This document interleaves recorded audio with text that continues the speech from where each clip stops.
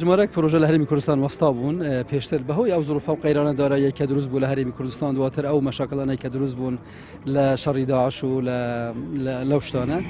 ئێستا خەریکن لە مفاوزاتین هەندێکمان ئیعلان کردووە خەڵکێک هاتووە دەست پێ بکاتەوە و هەندێکیش خەریکین لەگەڵ هەندێک وەبەرهێنەران بۆ ئەوەی دەست بە ئیشەکانی خۆیان بکەنەوە طبعاً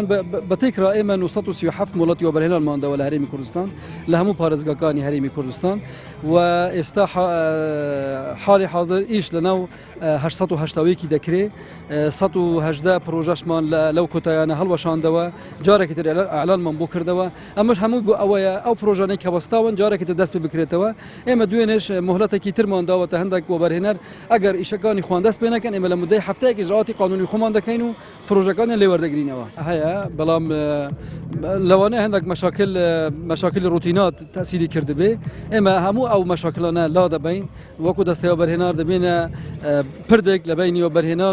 وەبەرهێنەران و مؤسساتی حکوومەت بۆ ئەوەی تەسریعی معاملات بکرێتن و خەڵک دەست بە ئیشەکانی خۆی بکاتن چونکە هەدەف لە وەبەرهێنان ئەوەیە کە هەم پارەیەکی زیاتر لە کوردستان دروست بکرێت هەمیش خەڵک دەرفەتی ئیشکردنی بۆ دروست ببێتن لە حدودی 6